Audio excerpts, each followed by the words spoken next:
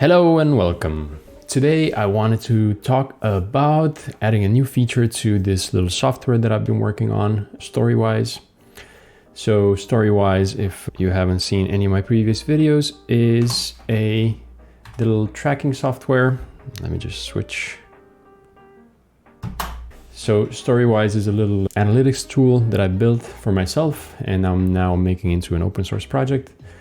The little feature that I'm missing right now, and is something that I would like to start using myself, is the support for UTM tags. And if you have never used an analytics tool before, UTM parameters are little sort of standard tags that you add to for example, a URL. If you're, for example, advertising somewhere or you're linking from somewhere on somebody's, let's say, social media profile onto your website, and you would like to catch that, you would like to track that little detail in your analytics, you can use UTM tags to achieve that by simply adding, for example here, by simply adding these little parameters into the URL.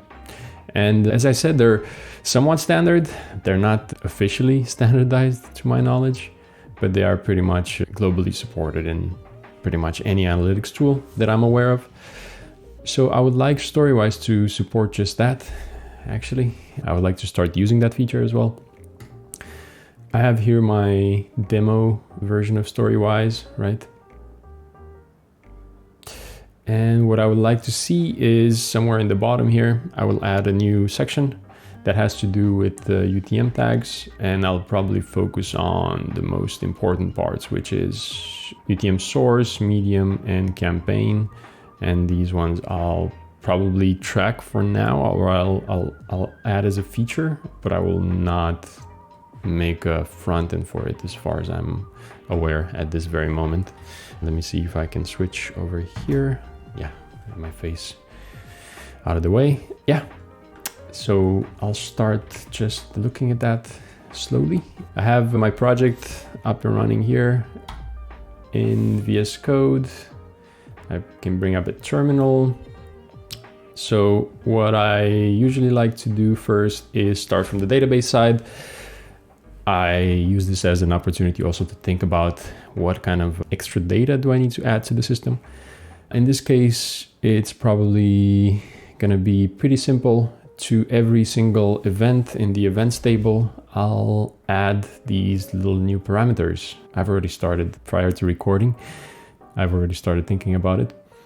But yeah, so in the timescale migrations folder, which is the one that I'm using right now to start with first, it should be pretty much the same for Postgres and very similar for Sqlite as far as I'm aware, or as far as I can think right now.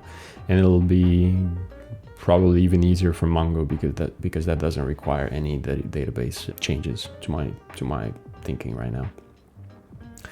Yeah, so let's start there. I think that's a good place to start. So what do we do first? First, I want to get my connection to the timescaledb up and running locally. For that, I usually use, so I have a little cluster. Let me clear that. I go to workspace, .method, storywise. There we go. I hope that's visible on the screen. Maybe I'll just zoom in a little bit. Right, so we're in here just to have that done. And I usually go in, I have a database running in a Kubernetes cluster. It's set up just for storywise, so I'll switch to that. I'll switch context to that, and I usually use port forwarding with kubectl. So I just set that connection up and running, and now I have locally, let's see here, if I start up my database viewer here, I have a connection to the test database, right? And the test database looks like this. And in the events tab, let's have a look at that. So in the events tab here, I expect to add a new set of columns at the end. Yes. So UTM source, medium, campaign, term, content. There we go. That should be the first thing. In order to enable this migration to be run by the database, I have to add it also to this index file. Export all. There we go. I hope that's visible on the screen. Let's get that out of the way. Yeah, so we have the migration hooked up. Now the next thing I need to do is run it, and that will be automatically ran the next time I start the backend or the API side of storywise. So if I go npm run API, no, dev API, yeah, that's the command. There we go. So the migration has already run. Pretty simple. There we go. And I should see the new columns show up here at the end, and they should be empty, totally empty. Yes, they should be null. Great. Then the next thing I have to do is probably start hooking it up to the API side. So now that we have one of the databases at least supporting this feature, I can jump into the routes, and in the app, let's close that. Not app, but events. Here is where the data will start getting into the backend, and that interface is also exposed over here in the overview of handlers for the API. Create event handler is the place where the data will come in, and from there we extract the event from the request. And I suppose here is the place where I will start catching UTM tags from. So we can start from here. We expect this to come in the body, I would think. The front end side will catch those UTM tags in the query string params and put them on the first request of the user coming into the website. So we can add them here. UTM source, we can add UTM medium, we can add campaign, term, and content. I think that should be sufficient. Great. And these are obviously optional. So they can actually be allowed to be undefined, and we can add that to here. We can even add a new section to the type, to the source type itself. We can say export type UTM or UTM tags equals. There we go. So they can either be string or undefined. That should be fine. Let's see. Yeah, so we added this, and we have to merge it into the web event over here, and UTM tags. Great. We can just leave the formatting there. Yes, so what else from here? We take the UTM tags, we add them if they exist. Yeah, great, super. Now from the front end side, now the thing that's going to be sending the requests. Let's see if we can pull up Insomnia over here. New collection, storywise. Let me bring it in. There we go. If we create a new request on HTTP 3000/API/event, then we make it into a post. And there we go. So we need to send the app ID, the path, and then UTM tags. So in the body of this, I'll be sending a JSON. Let's see, is this visible on the screen? Yeah, it should be.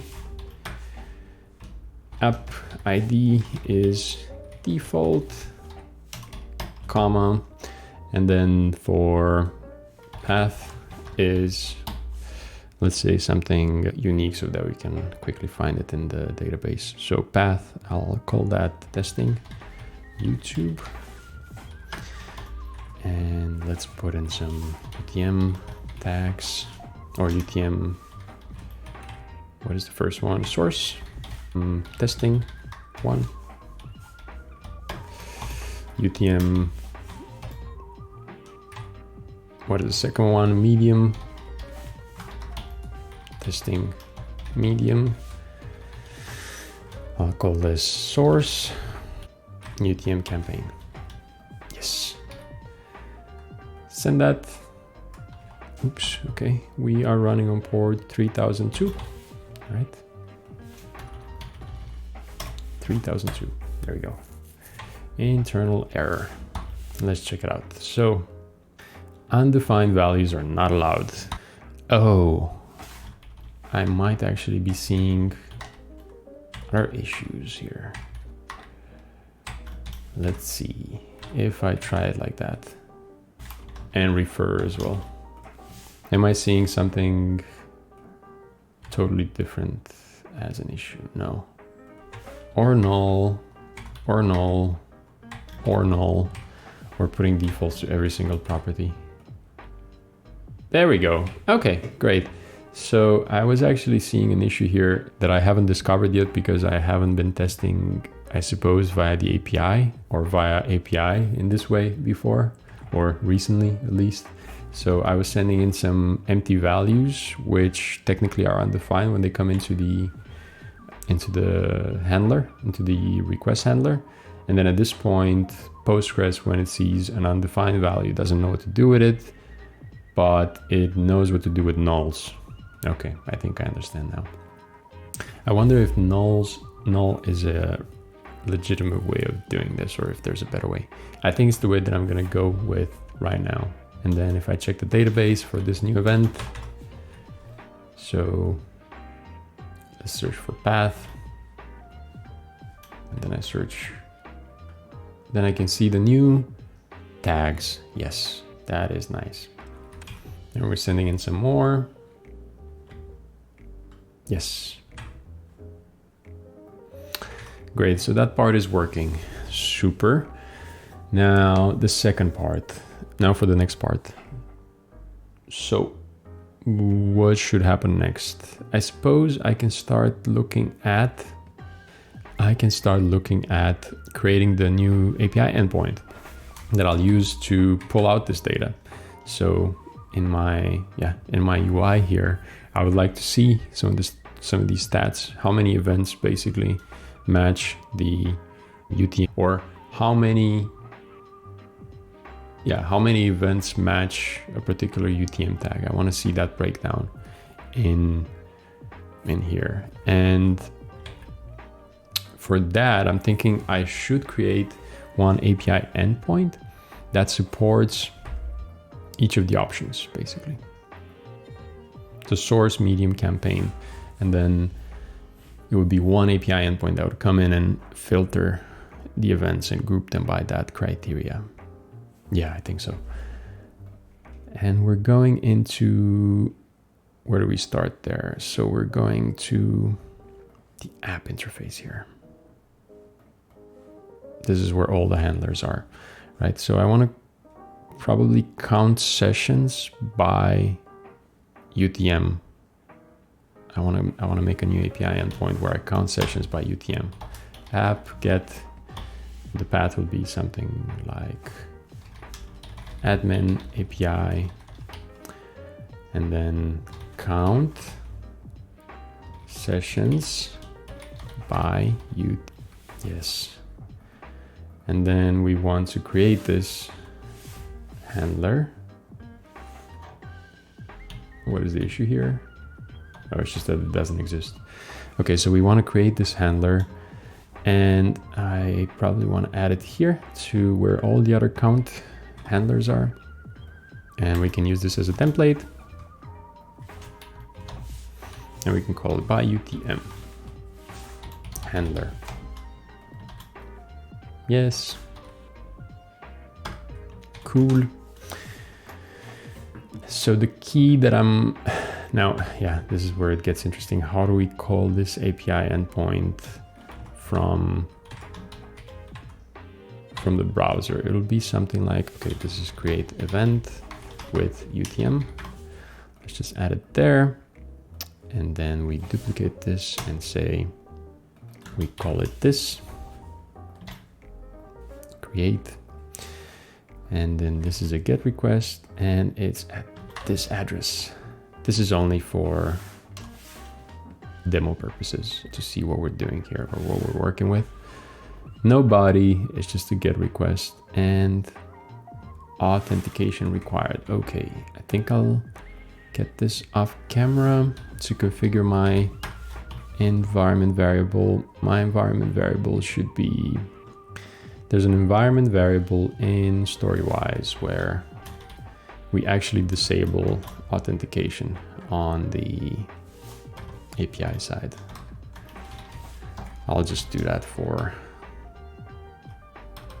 this video.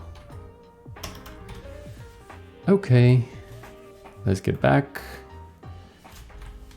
Cool, and that environment variable is this. So if I enable this on my local, in my local environment file, which is this .dnv file here. Where is it here? This .dnv file, then API authentication is not needed anymore. Okay, cool. So now it's failing, great. Yes, so one thing that I need is an app ID. App ID equals default. Good. And what else do I need? Here I actually have a parameter called key. I copied it from another request handler. So in this request handler, I used a generic key to, and in this case, the key is kind of the user agent grouping criteria. But in my case, the key should be, let's see what the key should be. Okay. So the key should actually be one of the UTM tag types, essentially. So I can create a guard function for that as well. Is UTM tag key. So something can come in as any and can come out as export type UTM tag key. There we go. Thank you, Copilot. That's really neat. So it can come in as anything and has to come out as UTM tag key out of this guard function. So is UTM tag key, and the implementation needs to change as well. So the implementation should be UTM source. What was it? Let's copy it from here. Instead of pipes, it should be commas. So if the key is included in any of these, then we return true. There we go. Great, nice guard function, and we can add it there. There we go. Invalid key. Yeah, maybe we can make it more user-friendly here. Let's say if at any point somebody is going to try to use the API. So one of these is supposed to be used. Great, great, great, great. Okay, cool. So we have, at this point, we have a key and we have guaranteed the type of the key now. At this point, it's a UTM tag key. Otherwise, it's going to throw an error. We have a number of days that is going to default to 30. And we have an API ID, which is the same, or an app ID, sorry, which is the same for all the other endpoints as well. Yes, now we're getting to the database. So now let's connect it to the database. Obviously this little interface needs to be updated as well. So I need a new method in my databases or in my database interface. That database could be called something like get session count by UTM tag. Great. Okay. So it already knows a little bit about it. And then here UTM tag key, that could be And then, yes, I think we can use the same generic type of return type. So count by key value. So I'm going to have a count, a key, and a value. The key is going to be UTM tag or something like that. And the value is going to be the actual value. Yeah, I think so. Great. That looks good.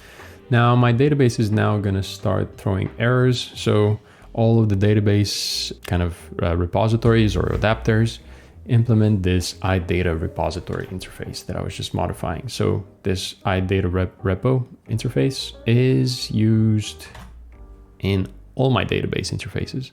So I have Postgres, I have Mongo, I have libsql, timescale as well. Timescale happens to actually extend Postgres directly because so far I haven't done any particular optimizations for it. But we need to implement this new method in all the subclasses. Yeah. And here, let's find a good place for it in the Postgres, the Postgres side. So where do we do that? So we can do that here somewhere, perhaps under the user agent, which is the same. Yeah, so user agent and then by UTM tag. Yeah, okay, that fits here. So get session count by UTM tag. There we go. We get autocomplete, which is really nice. I want to make a nice default here, 30 days. And I want to, do I want to inherit this? I think to some extent. We can just make it async, and we actually don't need a return type because that's going to be taken from the interface itself. And I should actually do the exact same thing here, I think. And then this becomes an async function as well to be consistent. Or maybe not. Oh, actually none of them are async. Okay, so let's be consistent the other way. Yeah, okay. And then here we return a this.sql. All right, let's autocomplete that, sure.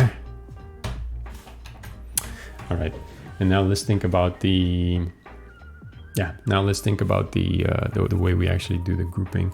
I think this is actually already a good start from GitHub Copilot.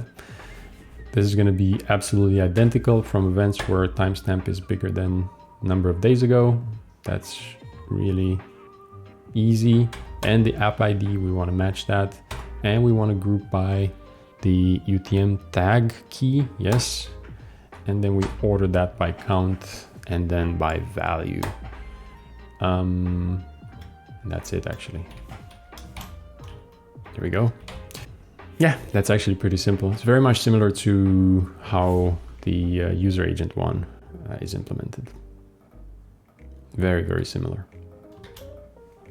All right, so great. I have that implementation. Great. And it already stops complaining about the implementation for Postgres. Then I would have to come back and do the same for Mongo and libsql. And I'll come back around to do that later on. So let's see, we have the data and then we have you have to come in here and say something like UTM source. There we go. Okay. I wonder if we actually we don't actually need the null values whatsoever. So I think actually an optimization we could do already is to filter out all the null values in the query. And probably I would expect the same for the user agent one, maybe. So I don't care about null values in this case, or do I? Will that make it more difficult on the database to perform that filtering compared to just the filter compared to just the original query? It might actually make it more difficult to perform the filtering. And if anything, I can actually do the filtering on the front end side for now. At such a small scale, I'm thinking. All right, let's just leave it like this. It stays in the same way that it works for user agent for now. So nulls are being returned. And if I create some more, let's say I create a new UTM tag or UTM source, sorry, 2. There we go. And I go back to the API query for that. Yeah, there we go. Yeah, that makes sense. That makes sense. Cool. All right, that makes a lot of sense. So it works. I think I have something to work with for the front end now. Let's close all of that and jump all the way to the front end. Actually, maybe not the front end yet, but let's say the tracking script itself. So the tracking script is now supposed to catch a UTM tag when it comes and add it to the event creation request. So in here now, I have to think about how to do that. Let's see. So how do we capture this? It should be pretty simple. So if we can start with an if statement. If, and maybe let's just put a comment here, UTM tags, capture. All right, so if the window dot location, or sorry, is it document location? Yes, document location, query or path. Let's just call it query string parameter. There we go. So if we detect query string parameters, yes, that makes perfect sense. We extract them one by one. Great. And now if UTM source, we start adding them to the request body. Let's actually go like that. So, and I'm assuming that this is actually well supported at this point. Let's see, can I use, what is the browser support on this feature? Just gonna check it really quick. 96%. Okay. That should be totally fine. Older versions of IE and older versions of Android. That's about it. And very old versions of Chrome, Edge, Opera. Okay, fair. So this feature is not supported in some browsers, like 4% of global browsers, but it should be fine, I think. Capture UTM tags instead. I like that better. If they exist. Yeah, that's a good point. Okay, that is fine. So now the tracking script should produce that code now. So localhost 3002 JS script.js. There we go. We have to restart the backend, of course, because that file is not dynamically sourced. There we go. Super. That should be as easy as it gets, at least for the very, very basic implementation. Yeah. I have the script now to the front end. Let's do a little bit of progress on the front end side. So obviously I have the API running here. Then I can go to a new terminal and npm run dev front end, and that'll start my front end in dev mode. And then that allows me to do this. There we go. So in the front end side, let's have a look at that. There's a data folder, or there's a data fetching file here. Let me make this a little bit smaller so more code can fit on the screen. So there's a data fetching folder here, and I think I'll get a lot of inspiration again from the user agent data fetcher. So I'll copy that, and instead of user agent, I'll call it UTM tag. And then user or UTM tag key, I'll call it that here. So this type is actually shared between the front end and the back end, which makes it even easier to implement now, because I can just import it, that type. So I go in and create a new function on the front end side under the data folder here. And the return type is going to be actually identical because that's what I use in the backend as well. Yeah, so I export that function. Cool, that's pretty simple. And now I have to go to views, home view. Let's have a look where that is. The sessions, that's where all the tables with the different types of data are being stored. So let's see, how are we going to do this? I think to begin with, I'm going to make it very, very simple and very stupid. I'm not really sure if I should implement any tabs because I haven't done that for the user agent breakdown, but I think maybe I'll just do the same as I did here. And even though I'll end up with an uneven number of columns because I said I'm going to focus on the three top UTM tags. Even though I end up with an uneven number of blocks here, I think that's still fine to begin with. The first version of this. Then I can come back around at a later point and fix also these if I need to kind of combine them in a more intuitive way, perhaps the browser breakdown.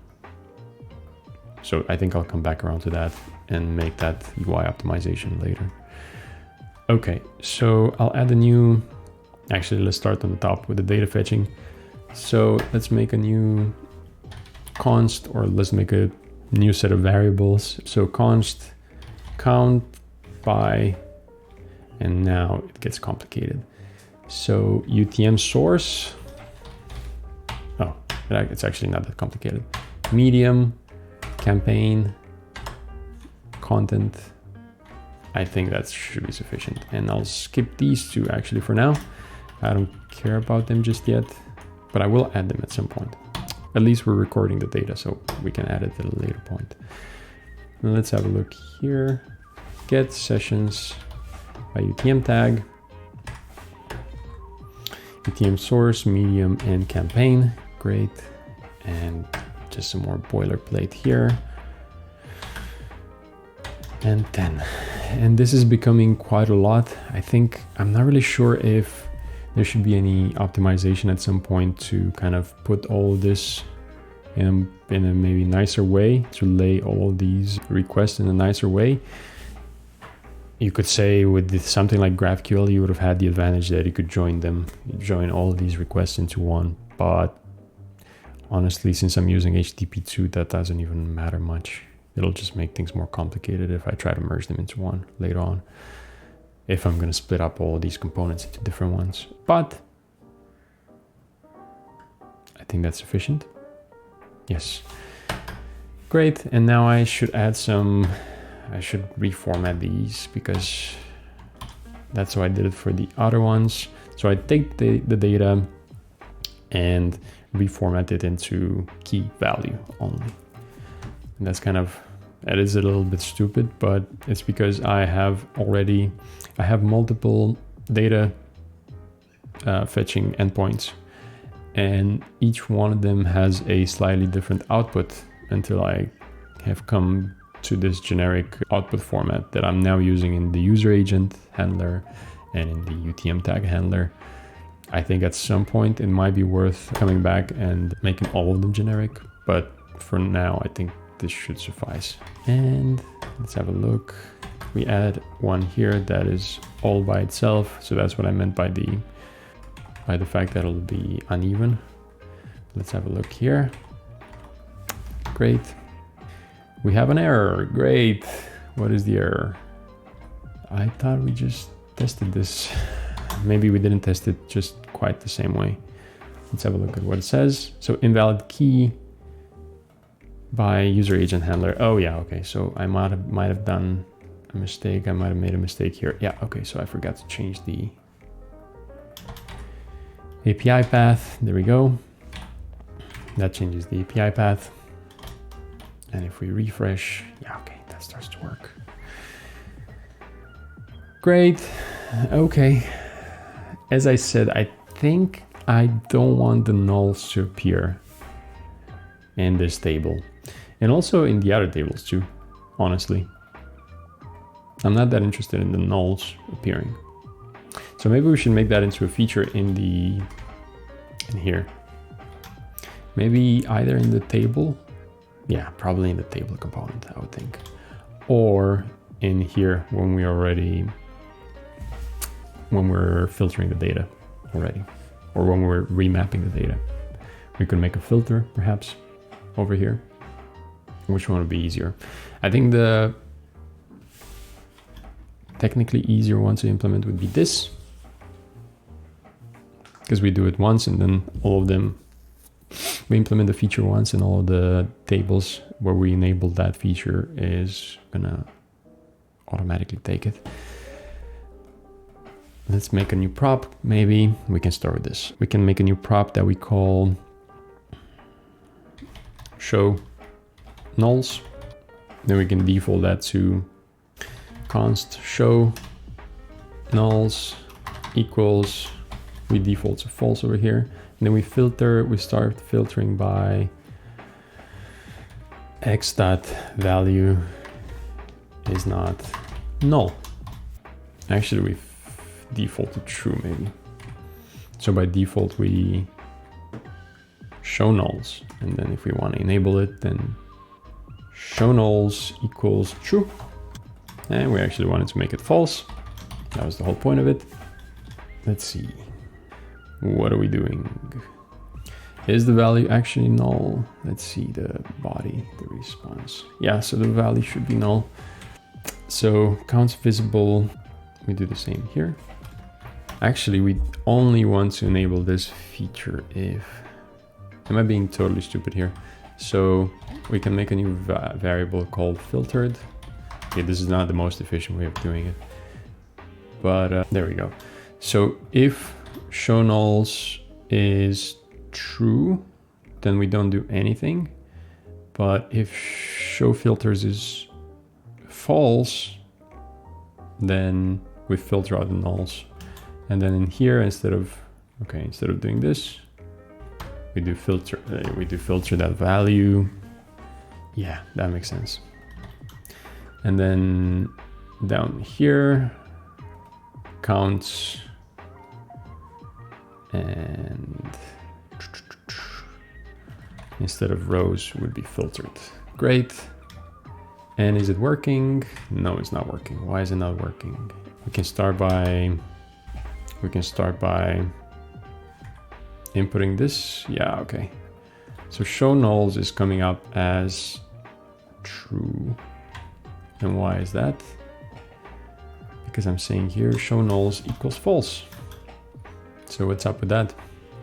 Oh, of course, because this is a fallback value for even for false, it would fall back to true always.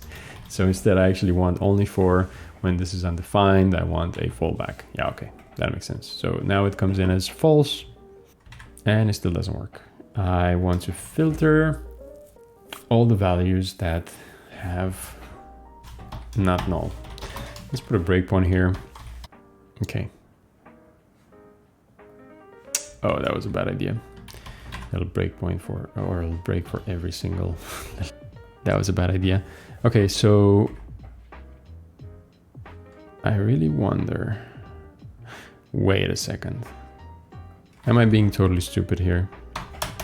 Okay, I give up on this approach. I will revert all of this. And I will revert this feature here, and I'll do it over here. That is going to be a little bit more efficient as well. So I'll just filter count is not null. And I'll copy this filter over to the other functions as well, to the other mappers here like that. And this is formatted just a little bit weird, but I think I can live with that. Okay, so that still doesn't work. What is going on? So value, oh, of course, the count is going to be high. The value, I'm actually looking to filter them out when the value of the grouped value is null. Okay, I was just confusing myself there. because the count is going to be very high for nulls anyways. It's actually the value of the grouping attribute. Yes, that's what I wanted to do. Great. And I want to do the same for, I was thinking I'm going to do the same for this. And this, and this, and that's about it. Yeah, okay, so that makes more sense. Oh wait, operating system. Didn't I put that here? No, I didn't. So for user agent stuff as well. Do I want to do it? Maybe not actually. Maybe I do want to see how many did not match a user agent. And maybe here, instead of this dash, maybe it's time that I do something more nice for these. So that is one, and then there's the other one, which is here as well. There we go. I am somewhat satisfied. So now, if I embed this on my website, then I can start tracking, for example, if I'm sharing this link on social media, I can count how many people are coming from my social media. If I'm sharing this on a advertising channel of any kind, I will be able to tell if users are coming in from that place. Yes, that is perfect. I think that's all I wanted from here. The remaining things to do would be to basically do the same for the Mongo database and the libsql database repository.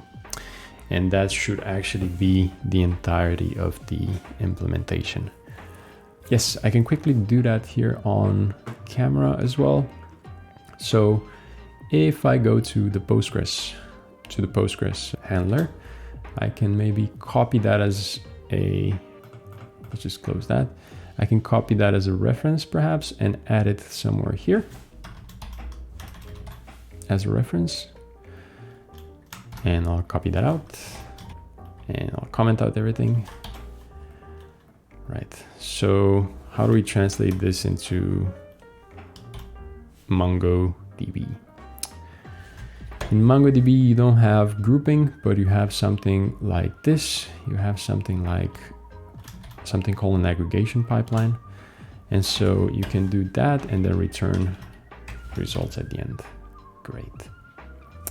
And then this is going to become an async function. And the name of did I copy the function name as well? Yeah, I did. When I shouldn't have, I should have copied oh, actually, I totally copied the wrong. Maybe not. Maybe it's good enough. Yeah, I did copy the wrong function from the Postgres repository. Okay, so here I actually want the UTM tag key. And we want to import that. And we want to start one by one. So we have app ID over here. And actually, it might be so simple as that, in fact, and the reason is that I did something extremely similar to this for the user agent implementation. So actually the aggregation pipeline stays basically the same. So we're matching everything by timestamp. So everything that's greater than this timestamp and has this app ID. And then we're grouping all this data by the first key, essentially. And the key is going to be one of the new keys that I added: UTM source, medium, campaign, and so on and so on. Yep. And then we project that into value, count, and key. Let's move that up. So key, value, and count. Key, value, and count. And we sort that by count, descending. Great, okay, so that was pretty simple too.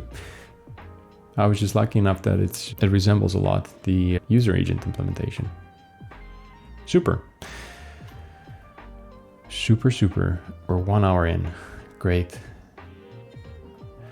And usually what I like to do with the second and third implementation, I like to test run them. So I have a spec file where I have a few tests. And so I usually like to add a new test to the suite just for this, basically. And so for the user agent, I added a few tests and I will shamelessly copy those. Const count by UTM tag. And we start with, what do we start with? Source. So we're using supertest for automated tests here, and I make that boilerplate. I added that to the test, and now in order to do any basic validation of this test, what I can do is, what can I do? npm, no, not npm, docker compose. Let's have a look where my docker compose is for this project. So I have a Docker folder, and yeah, it's actually this one that is coming from my history. So Docker compose in the file that I want to use as a template is this. And in this file, I have a Postgres database, a timescaledb database, a Mongo database, and Sqlite database. So I am, Docker compose down. Let's take it down. So Docker compose up now. And these databases should be basically empty, right? Because I only use them to run automated tests against. So I like to use the VS Code extension for, I think it's Jest. Yeah, I think that's what it is.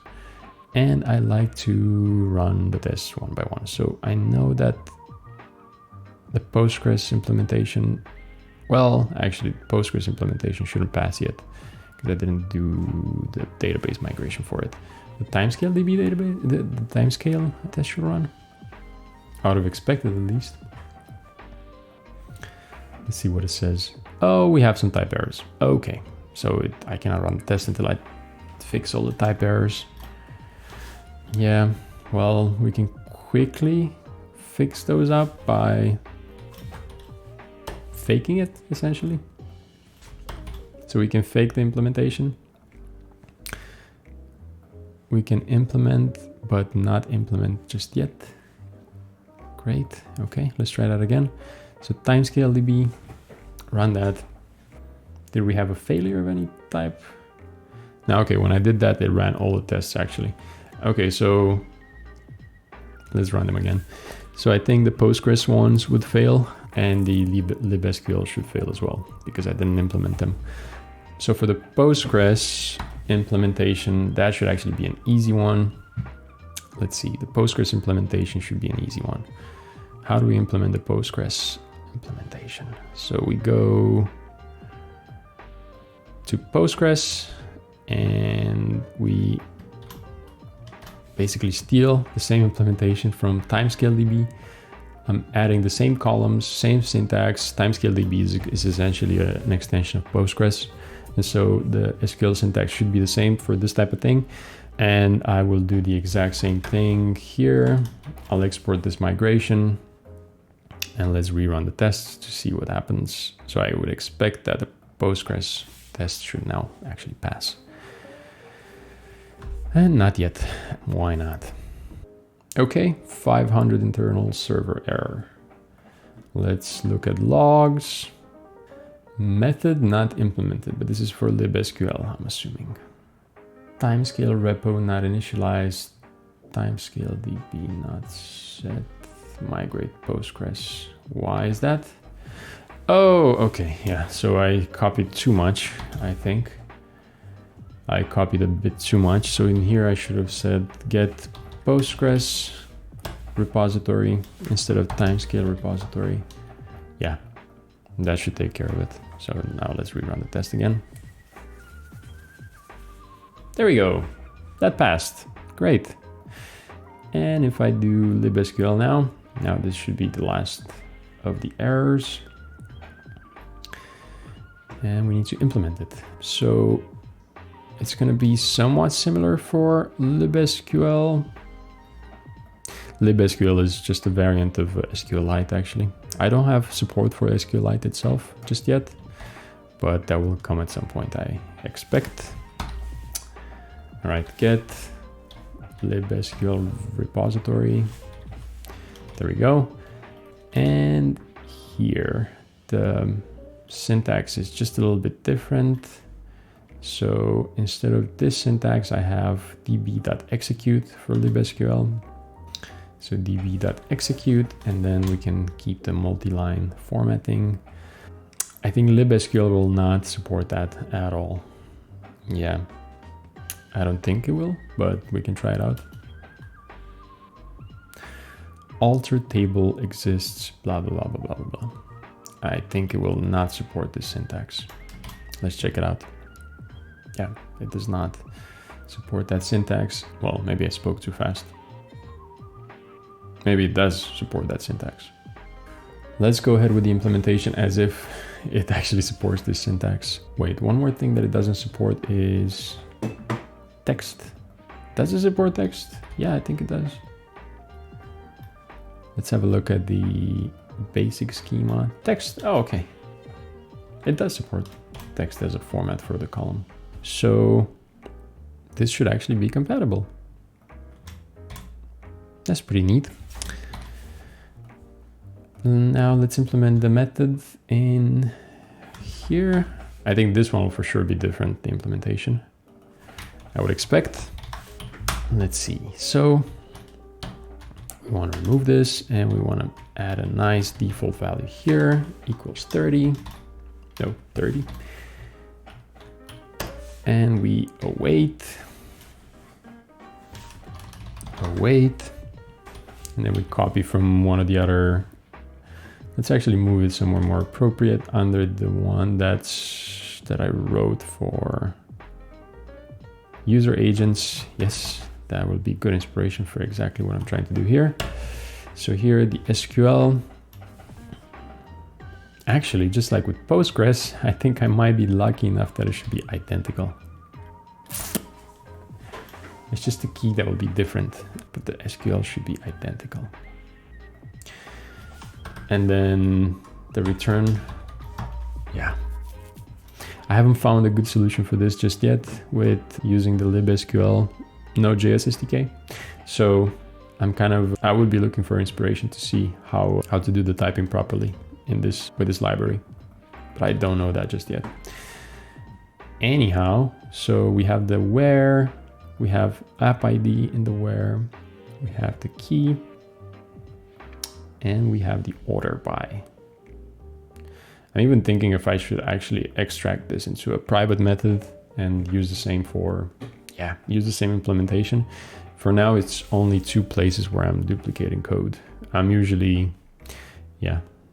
usually not react to this threshold just yet, but I'm not. Yeah, maybe I should just leave it for now. Yeah, so let's try to test again. Now that the method is implemented. Okay, more problems. No such column. Okay, yeah. Of course. So I forgot to, when I implemented this migration here, let's close that. When I implemented this migration, I forgot to add it to the index file. And the nice thing about the Mongo one is that I don't need to do anything because Mongo doesn't have a schema. So I actually don't have to do any database migrations for it. It's just yet another attribute that will be there or it will not. Okay. Rerunning tests. No such column. The migration failed. Okay. Okay, yeah. So I did have a hunch that this is not supported. Maybe I should test that. Same problem. So migration failed again. What seems to be the problem? None. Error syntax at line 3. Where does it say none? none, nowhere to be found. That's a bit strange. What could it be? Let's take a look at one of the other migrations. So alter table,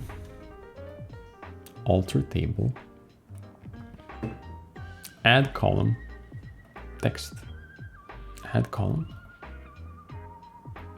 text.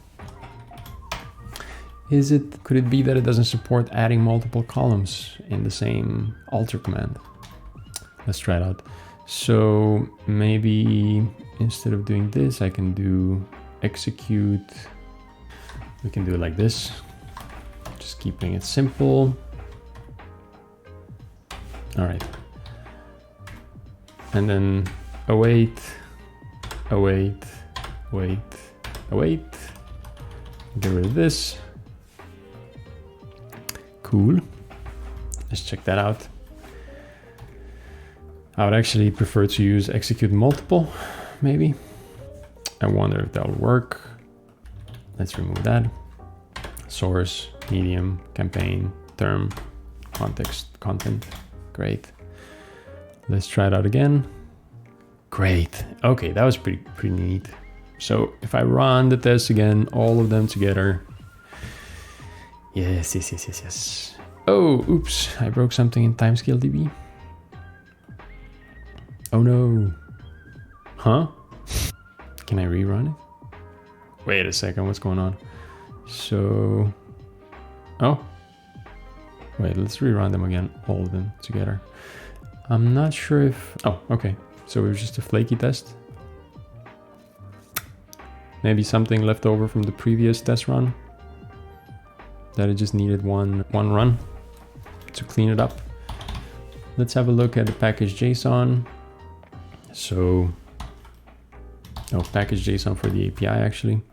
So test, is that the command I have here? Yeah, let's run it again in that way as well, without all the fanciness of the VS Code extension. So npm run test. Let's just run them all, API. There we go. One by one. Running.